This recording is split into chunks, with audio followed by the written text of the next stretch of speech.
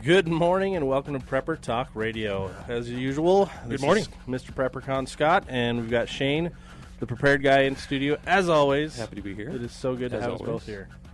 Welcome, welcome. When it's one of us, it's not as fun. So, Not nearly as much fun. but Not I'm even glad we're close. here. And I'm glad you're here. And I hate that traffic can get in the way. Oh my gosh, I almost didn't make it. There was a nasty wreck on the 215 southbound coming out of North Salt Lake. Crews had it almost cleared up by the time I finally got through there, but it took me another 15 minutes just to get to work today. So, not fun. I'm always here extra early just in case. Yeah, well, I usually am here a little early just in case, but hey, I'm here. That's all that matters. Yeah. So you guys are listening to K-Talk. K-Talk Media is our new website. So go to ktalkmedia.com. You can get the news, the weather. In fact, it's actually a nice 52 degrees outside today. I don't know where winter is, but it's not coming. Oh my goodness. Haven't had any snow yet. We're expecting some tomorrow. Yep. I've got a few more things to do to get ready before the snow flies. There you go. I gotta make sure the gutters are clean again. Oh, You just have to do that crap. a couple times in the fall. Yeah, there you go, Scott. I Your gotta put house. that back on the list. Yeah, and then I'm going to walk the roof again with a tube of caulk, make sure all the penetrations, all the flashings and such are caulked down nice, and don't have to worry about any leaks during the winter. Nice. And I gotta did that a few months ago, so I'm good. Yeah, then I got to take the tramp down. Take Oh. the tramp down, put it away for the winter. I'm leaving mine up. It's garbage anyways. Yeah. I'm waiting for it to just disintegrate. I so want can mine to throw it away. last as absolutely long as possible. Take that down for the winter. Well, hey guys, we've got a fun show for you today. I want to let you know, as always, it is brought to you by Survival Medical, survivalmedical.com. And actually, they're going to be at the Utah Prepared Fest this weekend in St. George. So if you know anyone in St. George that needs to get better prepared, send them on over. It's going to be at the Red Lion down off of, I believe it's Broadway. But it's down at the south end of St. George. I'll be there as well, so you can come meet me, say hi. I'll be at the Vital Domes tent. And actually, I'll be bouncing back and forth between that and Survival Medical. So, Cool. I'm not coming down, Scott. Sorry. oh man, almost had you. But we'll be down there this weekend. It's there Wednesday it's Wednesdays today. It'll be open Friday from 3 to 9 or 3 to 6, and Saturday from 10 to 6. So swing on by. You'll see a giant dome out in the front yard, and that's where the entrance is. Very nice. Well, hey, I had a question for you before we get started here. Go for And it. not just for you, for all of our listeners. And for me, and this comes from my personal life, I guess, there's a lot of things that are confusing out there. There's a lot of topics, did you worry about who are you going to vote for? I mean, do you worry about different decisions you're going to make in your life about whether you're going to bug out or whether you're going to bug in? We talked about that a little bit last week. I assume, and for me, there's a lot of questions constantly going around in my mind, and things aren't always black and white. They should be, but they aren't. So my question is to you, what things are blurry? What lines are fuzzy? What are you concerned about? Have you made those important decisions? And I guess that's really what our show is about today, is not only for you, but for us, for Scott and I, to kind of talk through a lot of these important questions that really are kind of difficult questions. I guess that's the right way to put it. And what we're going to do today is we have in front of us I guess it's technically a card game. It's called Conflicted. And there are several different versions of this game. And basically it asks us hard questions. And that's, of course, the title of it. Are you conflicted? And so we're going to ask these questions. We'd love to hear what your responses are. They may be very off the wall. We'd love to hear them. Even for us, they're going to be hard to answer. And they require a lot of thought. But we're going to try and stick by the rules of the game and by exactly what the question on these cards say, and try not to deviate and throw in too many variables, but go by exactly what the situation is on the card, and try to answer that as best as possible. We'd love to hear your answers. Of course, 801-254-5855 is the call-in line. Scott, did you want to start, or did you want me to start with one? Let's have you start. All right, cool.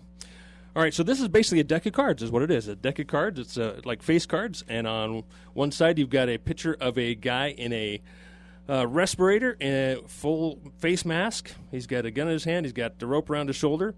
And on the other side is the six of spades. And here's the question on the card. and would love to hear your comments. So if you want to call in, feel free to do so and take these questions as well. But first one's coming to me. Okay, yes, this is for you, Scott. Okay, nuclear blasts destroyed the modern infrastructure, and your family, along with the family of close friends, are living off foraging the countryside. Every person is barely getting anything to eat, including the children, and deaths from starvation have begun among the weak. While searching for food, you come across a bush with a few handfuls of berries on it. It isn't enough food for the entire group, but it could be a feast for you and your immediate family. Would you obey the rules and distribute the few berries you have with everyone in your group, or would you break the rules and secretly feed the berries to your family? Okay, if you want to call in and answer this as well, I'm going to answer it, but if you want to call in and answer it, dial in 801-254-5855. And this may take a while for you guys to ponder and come up with an answer, so feel free to call later on in the show and refer to whichever card we were talking about and what you would do. So everyone's starving. I'm obviously skinny at this point. Right. It's in a group, and so everybody's kind of sharing. I kind of have to go back to the rules of the group. I mean, that's what's going to keep us alive. And so for me, it's kind of an easy one because I've thought about these types of scenarios, and it's distribute it to the group. You would take it and distribute it to the group. Because most likely I'd be in a leadership position, first of all, and I'd have to make sure that I maintain the group. Yeah, that's a great point of view. Psychology, the group mentality, trying to help everyone stay alive and do the best I can. So not that I'll be the sole leader because I don't like that idea, but being part of the group leadership, definitely distribute out to the team. I mean, everyone's going to just get a little bit, but that could be a huge morale booster to have some real nice fruit, even if it's just one berry. And especially you in a leadership position, everybody's going to look to you. Oh wow, they could have eaten this. Your trust is going to be built within the group. You're going to be trusted, and your leadership is going to grow within that group. I think that's absolutely the right answer. I think that's extremely difficult. I mean, we've all been hungry, at a certain point. Oh yeah, and I've kind snuck of the compromise? Oreos. Oh, I've snuck the stuff. I still especially do. as a kid. Yep. Well, I did last night. My wife's like, "What are you eating?" And I'm all, "My food." She's Food? like, "Are you eating Oreos?" I'm like, "Absolutely."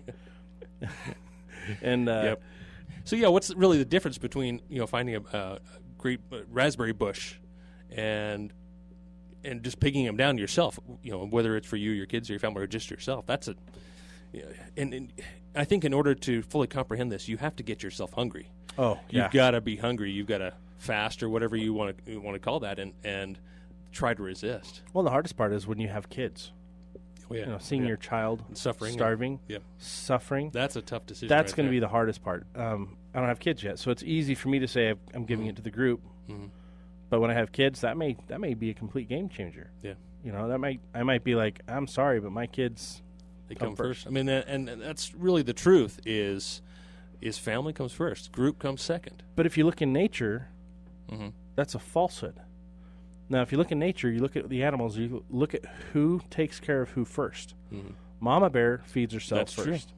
That's Because true. if She Mama does. bear doesn't eat, But the cubs don't eat. everybody dies, Yeah, that's right. right? She's got to be strong to be able to keep everybody going and protect Yeah, that's a everybody good point. and find and forage for more food because the babies don't know what to do. Here, it's kind of interesting as humans. We're like, I watch mothers sacrifice time and time again. They won't eat, they won't sleep, because they've got to take care of the baby. They want The to baby take care of comes themselves. first, Yeah, absolutely. and they'll let themselves go. I'm not talking beauty, let themselves go. I'm talking let their health go because they're missing meals. Yeah, They'll forget. Oh, I forgot to eat. Exactly. And I don't know how people do that because I'm just not wired that way. That's my wife right there. She's so busy with the kids and the house that, I forgot to eat. It's 4:00 in the afternoon. I didn't even eat breakfast. Yeah. Now I feel terrible. And I'm So- thinking, you haven't even had breakfast? I'm like, I'm on my second lunch. So there's another aspect, I guess, is when you're in a group and you're trying to take care of the group, your mentality is going to completely change. I would think. I mean, it'd be more like a family, and maybe your group is mostly family. So, and that's the way it is for me, and I know that's the way it is for you too. It's going to be that way for most of the people Yeah. in Utah. There's a few people that have, and I don't name any names because they need their security, but there's a few groups that I know of that are like very dedicated, hardcore, focused on a team, and they're all from different walks of life, and none of them are related. They're not related. But they've kind of found each other and they work together, and I think, wow, that's amazing. Yeah. And that's another thing we need to talk about in the future. Take another show is talking about prepping groups and how this all takes into account. All right, should we jump to another one? Yes. All right, cool. So this one's tough. Someone in your inner circle of trusted friends, and if you want to answer this question, call in at 801-254-5855. So one of your inner circle of friends, someone you trust, has committed an unforgivable act that only you are a witness to. They don't know you're aware of what happened, and you decide death is the proper punishment for what they did. There's no other way. Would you take care of them secretly or discuss their fate with others and burden them as well? I think my initial reaction is to take care of it privately and secretly. I guess it really depends on what that offense is, but going by the rules and going by the card, I would probably say right off the bat, I would take care of it in private. I believe people deserve second chances, third chances for I guess depending on how egregious it was and the rules of whatever group and the family, whatever rules you've set. Yeah, but who makes you, judge, prosecutor, king, jury, and all the other stuff, and executioner? Well, that's what it's given to each of us to judge for ourselves, right? I'm not trying to put you on the spot. I'm just trying to play devil's advocate. Absolutely. Great questions. Or actually, I don't know if that's devil's advocate or heaven's advocate. I don't know. Yeah. And we all need to take time to think through these things because we will be faced with hard decisions. If we can make those decisions in advance, and that's really the purpose of this exercise and this game, is to make those decisions, or at least a variation of that decision, that situation, make that decision in advance so you're better prepared to make it later on. So, absolutely. So that's my initial reaction right there is to handle it in private. I don't know. What would you do, Scott? What's your initial reaction? Well, so for me, it kind of depends on what they did. Yeah. Well, yeah. It says it's unforgivable. Absolutely. I'm like, okay. If it was a crime against a child, because I love supporting the Operation Underground Railroad, OUR, and a bunch of other groups. In fact, we're actually going to have Sky Gardens on next week. They do. Cool. They do hydroponics, vertical gardens, but cool. They help support groups like OUR, and what they really do is they provide food and one of these growing systems to these transition centers where these kids can grow, because sometimes they run out of food because they're all over the world. And so this gives them something to do, something to kind of take their mind off things, but also a way to provide for themselves, which is very empowering. Yeah, absolutely. But, if it were a crime against a kid, like molestation or even just human trafficking in general, bullet between the eyes, that'd be my chosen route. I'm on the same page with you. But depending on what else it could be, I would kind of always want to convene a tribunal. I would like to have, in any situation, I would like to have at least 3 leaders that create a tribunal. Have something that's already set up and does a way to deal with these types of situations. And those three people in the tribunal, we'd present the situation to them. I would cuff my friend, or that person in the group. I would detain him, and I would detain him. I'd say, look, you've got 2 choices. I can either shoot you now and you die, or put these cuffs on and go before the tribunal, because what you did to me is worthy of death. Yeah, and I guess the key word is this unforgivable offense of some sort. Yeah, so that's the tough thing, But my way isn't necessarily the right way. Your way isn't necessarily the right way. I mean, that's the hard thing. Like we played this game with my wife the other night, and one of the tougher questions is you've got a family member who's gone off their meds, and they've got psychological problems, schizophrenia, and some other things. How do you deal with that going forward? Do they present an actual real danger to other people in the group? How do you take care of that? That's going to be a huge concern when people are no longer able to get their meds. Oh yeah. So what would you do in that scenario? Oh man, I'm familiar with this situation. I've got some of that in my family. I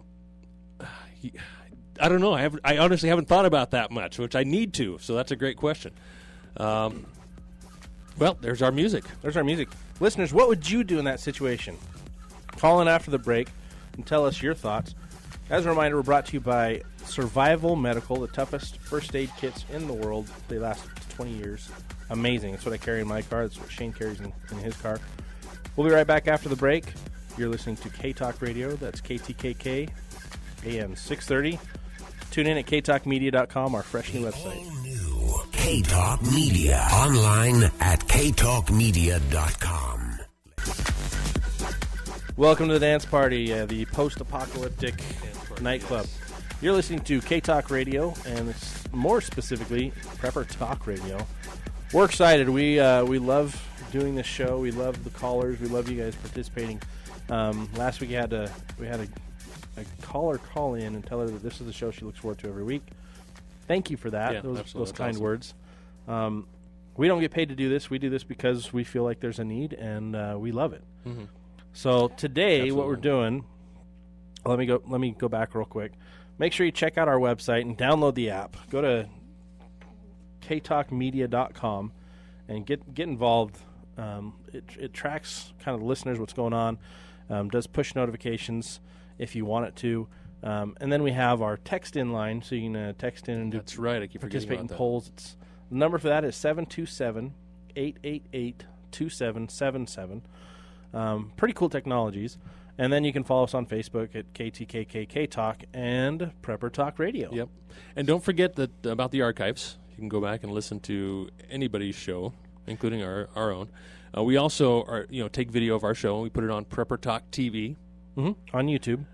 Prepper Talk Radio on YouTube and PrepperCon TV, I get confused, Yeah, PrepperCon on TV. YouTube, so you can see them there, as well as we share those on our Facebook links and so forth, Facebook pages. And so, we appreciate your support, because that's really all we get. We get your support. We see your clicks. We see how much you like our posts and such, and that's, it boosts our spirits and sees that, maybe we are making a difference, so we appreciate that. And send us questions through those medias, especially Absolutely. through Facebook. Get on the Facebook page, ask us questions, and give us topics that you want us to cover in the preparedness world, and we'll put those into rotation as we go forward, just so that we're answering the questions that you really want answered. That's what Absolutely. we really want to That'd be do. great.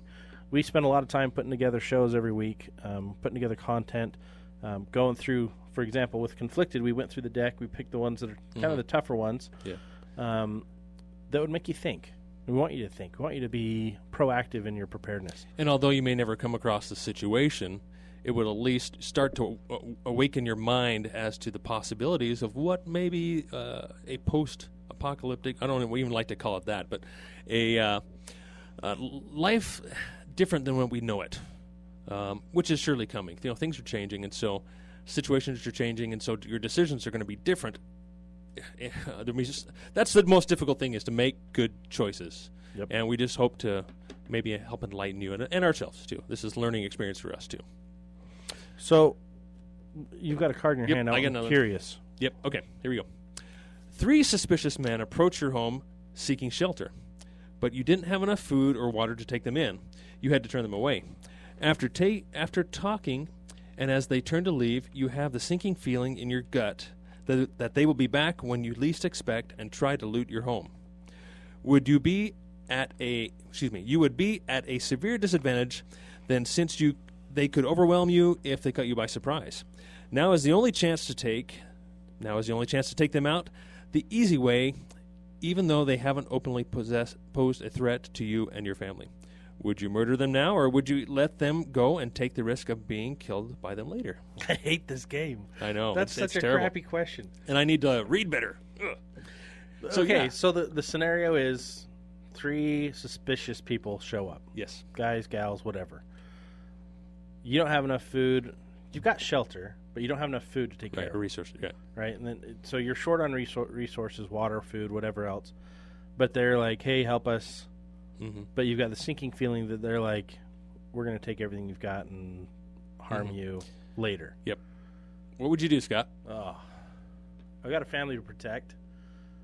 I'm half tempted to just off them all. And that's so evil. Mm-hmm. I don't know if that's evil. That's just so that's nerve-wracking for me to have to answer that question and be like, okay, what would I do? Would I just kill somebody? I want to say no. I wouldn't do that. Yeah.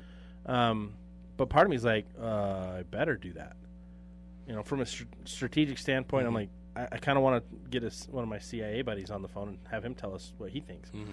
Well, actually, we've got a caller. Let's see if cool. they'll answer that question. Hey, thanks for calling K-Talk. You're on the air. Do you have an answer for that question? I do. Oh, awesome. The answer is to let them go, because you want the Lord's help. And if you simply kill someone on suspicion, you'll deprive yourself of the Lord's help. Amen. If they're going to come back and kill you, the Lord, and you don't actually get them on suspicion, because you've let them go, you now have the power to draw on the heavens to ask for protection. Absolutely. I agree with that. I think that's awesome. Yeah, I think a lot of these questions are meant to bring up those responses. Okay, exactly. This isn't just about physical survival. It's about spiritual survival, about being a human being and not becoming an animal, in those types of situations. So, and I would go even to a step beyond and go contrary to what the card says. Even if I had very little, I would still find something to give them. And then, like you say, at that point, I would garner maybe even more blessings, so that we could continue on. So this is all very spiritual to me. Hey, thank you for your thought. I never thought of that part of actually giving them some food, even though you don't have any to give. Yeah, well, it's like the widow's mite. It's plenty of examples in the Bible. What's the example in the Bible where she was making her last loaf of bread? With the widow of Zarephath and Elijah. Zarephath, when Elijah comes to the widow of Zarephath and says, "Make for me first, before you make for yourself and your son," so that she was going to use the last of her meal, the last of her oil, to make for her and her son. And then Elijah came to her and said, "Make for me first."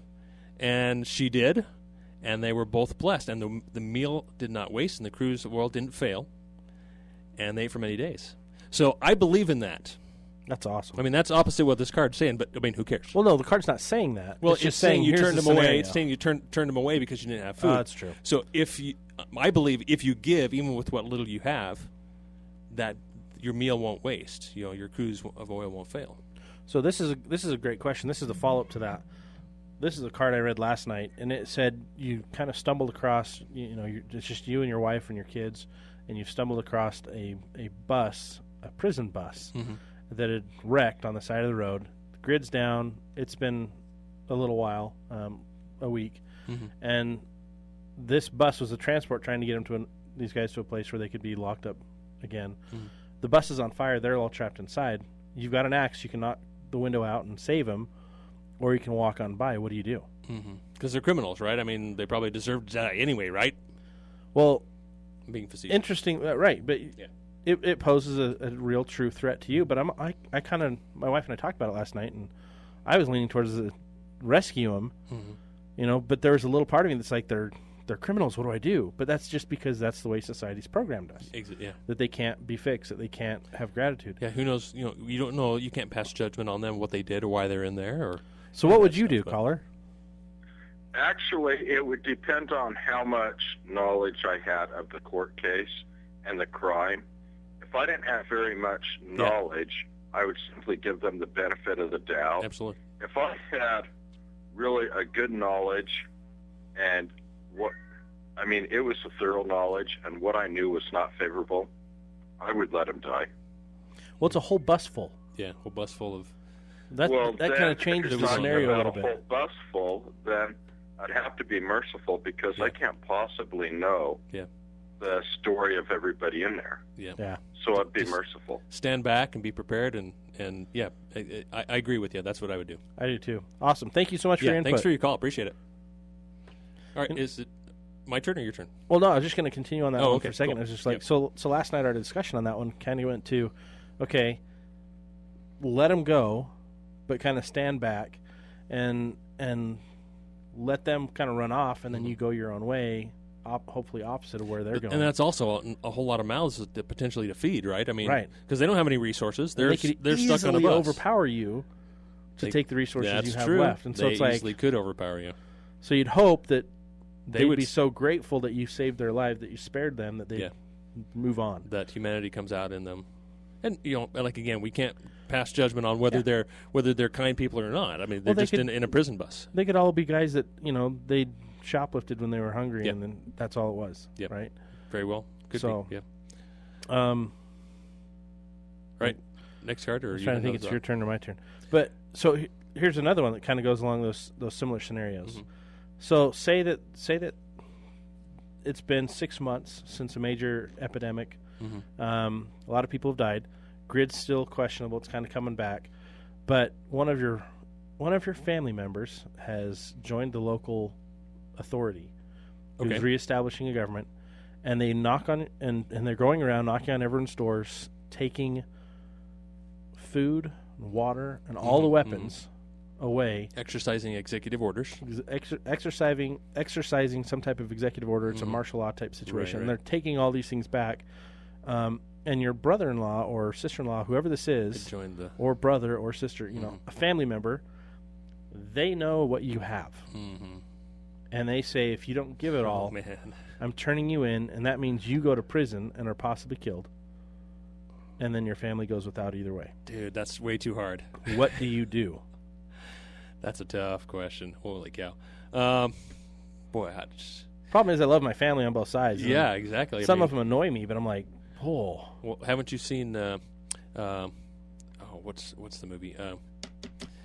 The Hills Mad Are Max? Alive with the Sound of Music. The Sound of Music. There we Okay, go. Sound of Music? Yeah, like with that the boy turns him in, you know, and unfortunately they're able to escape, but that is a tough one. I don't know if I can answer that one right now, but you got me thinking, definitely. I would probably kidnap that person and hold them and keep them away from that situation. Like if they say that, okay, you're done. I'm taking you out. I'm not going to kill you. I'm not going to kill. I'm going to Take them out of the equation. Take him out of the equation. Well, now the equation is now you're feeding that person and keeping them alive in your basement. I realize that. That's the price I'm going to have to pay for blabbing, I guess, right? So would you gag them? I mean, because if someone else comes probably to initially, your house, go gag them and then stick them in the basement corner somewhere or something like that. Yeah, I don't know. Because I'm sure if you get caught, I mean, that's now a government official. That's true. You're holding a government official hostage. So there's an even bigger like repercussions. Yeah, right. True. But we also have to remember this is a survival situation. So that the reason we ask these questions is to really get you thinking and go, oh, I've never thought of this. What would I do? And then also to point out, okay, do I really want to compromise my situation, what I have and my resources and so forth by, letting my cousin know because I want him to get prepared. Yeah.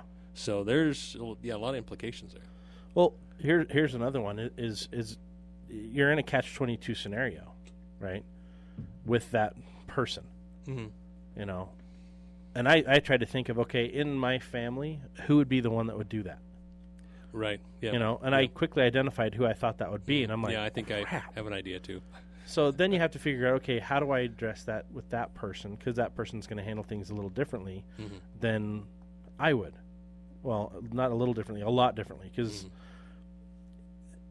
But then you have to try to figure out how to handle that. And so, okay, do I put that person in a position where now they're bound and gagged in my basement, and I still profess to say, well, I love you, but you're trying to hurt my family. I can't let you do that. Can't let you do that. But then now that puts their immediate family in danger, their kids and spouse. More obligations for you to. And where are they at? And then who's going to take care of them while... Well, the government's going to take care of them, obviously, right? Well, are they of any use anymore? Because now the employee is gone. The government lackey is gone. No, that's so true. Yeah. That's a whole new set of questions. Now I've got to split all my resources with those people, but I'd rather split my resources with those people that I love, than with a government that's just going to take them and not give me anything back. Yeah, give you your dole back. Oh, man. It's tough question. It's a tough call either way. So you've got another one ready to I got go. another one right here. Okay. You see a large mob breaking into your neighbor's house. You know he is there and his wife and children. You have about 24 rounds of ammo, roughly one for each mob member. You are the only person capable of defending your own family. The mob passed your house and didn't notice you at all. Would you step out of the shadows and risk your own life to help your neighbor, or would you stay safe and protect your own family? And why? I would open fire. I love my neighbors. They're so awesome.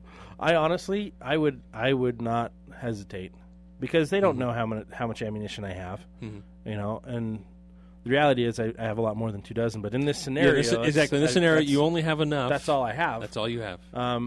So yeah, I would open fire. So you risk your life to go out into the open and bet your skills and your training on being able to defend your neighbor's family. Well, it didn't say what weapon I have. No. It didn't say what caliber. So I'm assuming it's my AR. Okay. Yeah, absolutely. And Absolutely. if it's my neighborhood, I've got plenty of vantage points, tactical points that I could stand in So you got a dozen. that would give me cover while I try to fend Okay. off a mob at Absolutely. my neighbor's door. Now, some people would get in. That's almost a guarantee. Mm-hmm. Yeah, what if you have to? I mean, it kind of sounds like you have to go into your neighbor's house to help fend off this mob, to get this mob out. Eventually, I probably would have to, but I'd be able to take out at least 6 of them at the door. You know, And hopefully, at that point, they would run. The rest of them Yeah. would run because they are a mob. They're scared. yeah, I'd grab my kukri, which is like a short sword. But all you have is a dozen rounds or so. No, that's all it's telling me that I have. Yeah. As far as ammunition, Okay. it's not specifying if I have Okay. a pocket knife or a kukri on my hip Or a belt. club or whatever. Yeah. Yeah, or I even have I just forgot the name of them. I even have Samoan war clubs Oh yeah. in my house. Scare the heck out of them. Those things are brutal. Mm-hmm. That if I started doing the hawk in my front yard, they'd probably just shoot me. But that'd be kind of fun. Okay, we got a caller. Let's cool. take this. Hey, caller, thanks for joining K-Talk. Do you have an answer for that question? Not for that one. I was going to elaborate on the one before Yeah, please about do. the prison bus when you can fit me in. Absolutely. Please do Let's go right go ahead. go right into it. So, suppose that it was a bus full of political prisoners of the same persuasion as your political thinking, and you left them burn. There you go. So that might be the hand of Providence setting free Absolutely. No, that's a great a batch perspective. of fellow sojourners. Hey, we're running into a break. If you want to hang on the line, or you can call I back can't when you hang join. over, but it's always better to err on the side of mercy. I like that. Absolutely. Yeah, great perspective. Appreciate it. Thank you. Hey, we're running to a break. You're listening to K-Talk Radio, sponsored by survival-medical.com. Check them out online for the best survival medical gear you can find. Live from the top of the Rocky Mountains. Welcome back to Prepper Talk Radio. You are listening to K-Talk. That's KTKK AM 630. Head over to ktalkmedia.com. Download the app and take us everywhere you go. That's actually the cleanest, clearest broadcast. You can also access all of our old shows on the archive and follow us on Facebook. We have a lot of fun here in the show. We're going through Conflicted, the card game. It's a fun and really weird kind of test for yourself and the people that you spend your time with prepping. And if you think about it, if there are people who you're thinking about maybe bringing into your group, This is a great this way is to a great way interview. to interview them and test them and say, what would you do in this situation? So that you can have like-minded people in your group with you. And also, honestly, when I first got this, I sat down with my girls. And I was a little concerned with my daughter, my 3 oldest daughters, and my wife, and asked them some of these questions. And I thought they'd be freaking out, but they really weren't. They were And they, like they a were champ. no, they thought it was really interesting. We talked about it and had a really great conversation. So I think it's a great way also to just kind of prep your family and maybe even your neighbors and friends on kind of your mindset, and well, this is my mindset anyway, and what I would do in a particular situation. A very difficult. Very difficult. Yeah, we've talked a lot about moral situations with mostly including death right now, but that's not the whole focus of the game. So some of the other cards, and here's one that I liked. It's there's been a collapse. All the grocery stores and all the little mini marts have been ransacked. Everyone's grabbed what they could. Your family's running out of food. Where would you go, or what would you do to find more food without harming anybody? No physical harm, no death, no. What would you do? How could you find more food? I think at that point, obviously, you've lost all your pride, and your hope is probably really trailing off, and you're probably losing faith, and at that point, it really comes kind of going door to door, I think, and asking for help. And kind of like our last question is, you hope these people have the same mentality as you, is that if they give, they'll receive.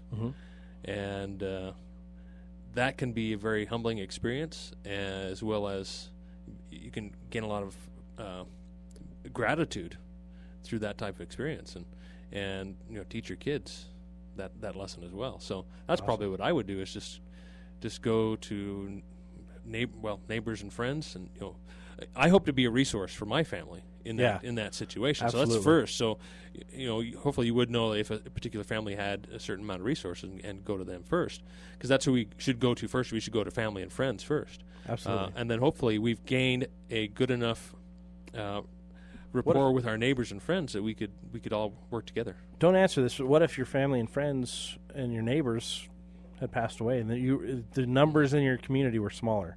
Think about that for a second. I'm going to bring on this caller. Hey, thanks for joining in on the conversation here at K-Talk. Did you have a question or an answer for that question? I got the answer. Awesome. Perfect. Go down to Jordan River and start shooting ducks and geese. No, Well, here's the tough thing, though, is in Utah, we have an unproportionate number of hunters compared to a lot of the other states.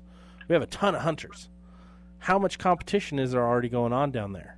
Oh, there'd be a ton, but there's a lot of wildlife there, and as fast as it's happened, you got to get down there. There'd be birds still flying in. You go to the waterfowl management area here, Farmington Bay. How much competition you got there, and you're still knocking them down. huge area. Yeah. I think that's a really brilliant idea. What are some other ideas that you may have that would work for food solutions? Live traps on your property. Put out live traps and start getting some traps going. And I think everything you've mentioned, it's going to take some practice. So you better start learning now. Get yourself the appropriate shotgun to go hunt waterfowl, and some snares, and learn how to trap. Oh, yeah. I actually like that. A lot of people don't think about trapping. That's true. A lot of people think, I'm going to go take down an elk. I'm going to go take down a deer. But the reality of that is very slim in an You can apocalyptic get rabbits, scenario. raccoons, skunks. Well, and I you can mean, even make clothing out of the fur of these animals. I mean, Utilize get all enough the rabbits resources. together, boom, you've got some really nice, comfortable, moccasins. They're not the most durable, but man, they're You ever warm. eat porcupine? Oh yeah, porcupine. Oh, that's true. It's actually pretty good meat. Yeah, when you get to that situation, you're going to become really resourceful and try and use every little bit of that animal and every kind of resource you can find. So, Now you got sewing needles for days too. yeah, it's true. And blow darts. Barter items. Blow darts. Yeah, blow darts. That's why I kind of, I don't know, last couple of years I've been just getting on growing my own food, animals and stuff like rabbits. It's amazing breeding rabbits. Yeah, absolutely.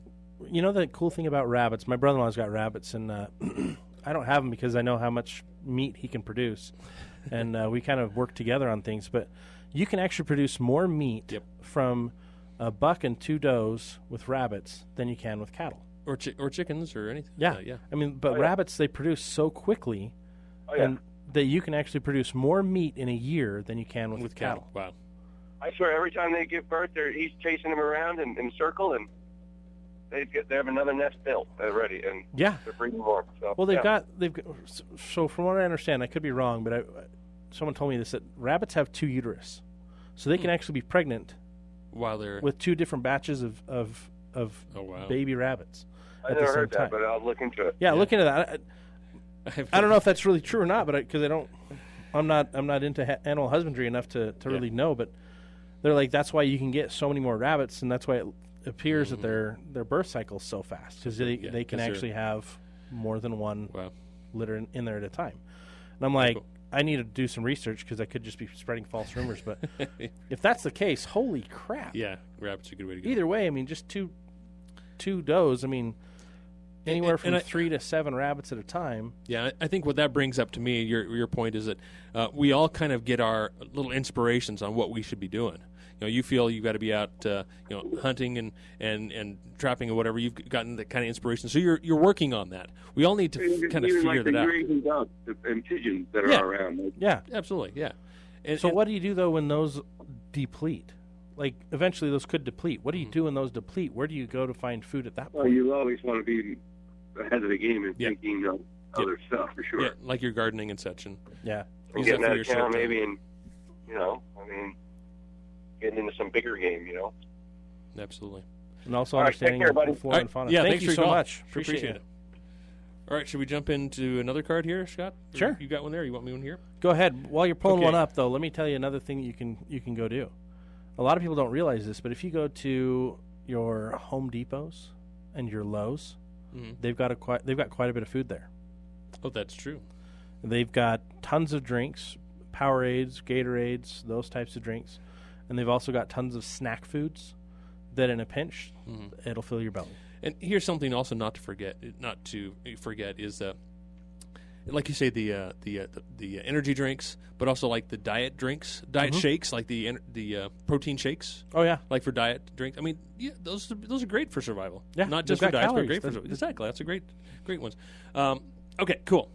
Next card here. Let's see if I grab the one I wanted to here. Okay, there's one about snakes. We only have a few minutes left here, so. Or there's the witch doctor one. Which one should we do? The snakes. Do the snakes. Okay, cool. After hunting for game in the wilderness, 2 of your friends were bitten by the same kind of poisonous snake. You are the only one unharmed and with 1 vial of antivenom antidote.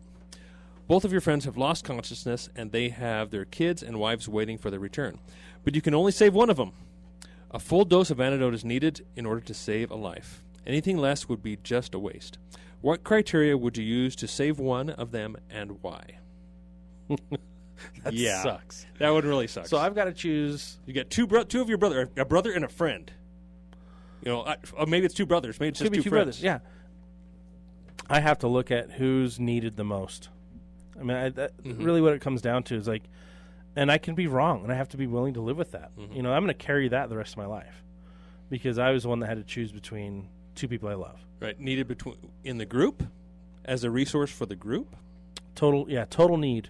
Whoever's the most valuable for the group, that's one I've got to save. But you got to do it quick. You got to decide quick. Well, that's what you look at. You look at who has the most skills, who brings the most to the table going forward. Because anything they've done in the past doesn't really matter except for their skill levels.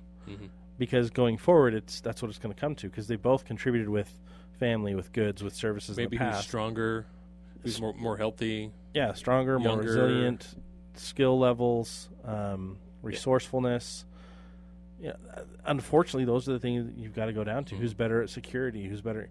And so you kind of quickly have to, know that. And so I think it's a good idea to do these types of scenario questions so you can kind of go through your mind. Okay, what are this person's strengths?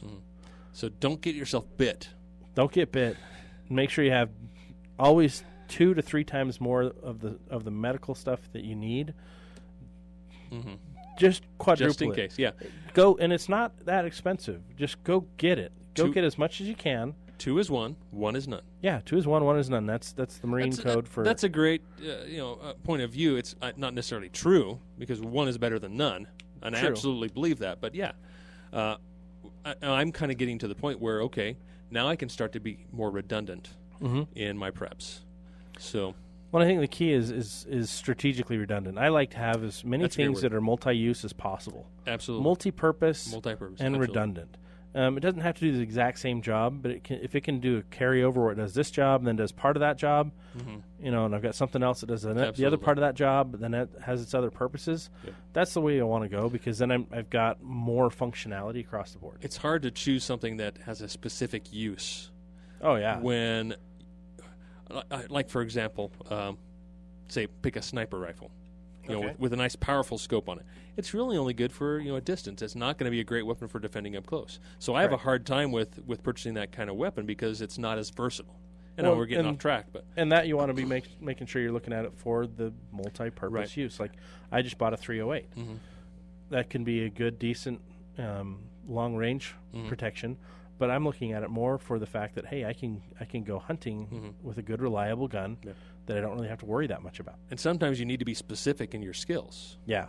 And because I'm not a sniper, why do I need a sniper rifle? Yeah. If you can shoot a deer at 300-400 yards, you can be a sniper too. You can shoot a bird too, right? If it's just sitting there. Yeah. But I'm using bird as a metaphor there, people.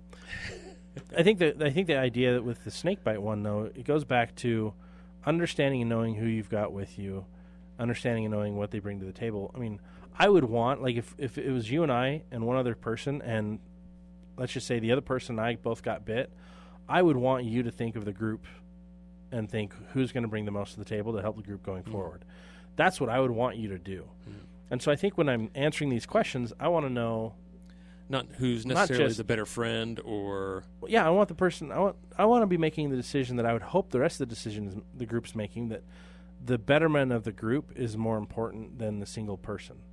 The single person's always important, but the whole of the group is the most important. That's tough. And that's so hard. And that's where I think our country is struggling is because many of the established politicians have forgotten that.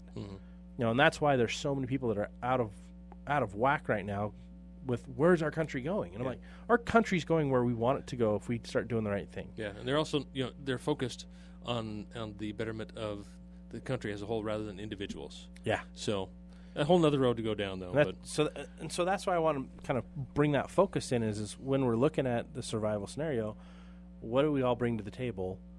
Play these games with your families, with your preparedness groups. There's tough questions in there. Yeah. There's harsh questions Very in harsh. here. We didn't cover some of them because I'm just like, that's not appropriate for pretty radio. intense for the radio. But there's other ones that are easier to handle, like just a simple one. I like the berry questions. The berries. Yeah. Or what's the most 5 most important things to do to prepare for a collapse of society, in your opinion? And that'll help put them in order. Right? Bring questions for other people to start thinking about. Okay, well, how do we prepare for that, or what do I need to do to prepare for those scenarios? And it'll give other people ideas that they didn't think of. And they may not be scenarios that you would come across every day and that would come to your mind every day. It's like, wow, I never thought about this. This may actually happen. Yeah, and that's why these people put so much thought into these games and these cards. And I think there's several different decks, right? I mean, yeah, I think they've got 5 or 6 decks now. now. One's a Patriot deck, and it's got quotes, presidential quotes and Patriot quotes throughout the years about liberty and freedoms, about the Constitution. And then there's other ones that have even tougher questions submitted by different survival groups. So challenge yourself. Get a deck of these conflicted cards. Thank you for tuning in this week. You've been listening to Prepper Talk Radio with the Prepared Guy and Mr. PrepperCon. Join me this weekend down in St. George at the Red Lion for a Prepared Expo down there. But make sure you check out survival-medical.com. The longest-lasting first aid kits. They're nature-proof, basically. We'll be back next week.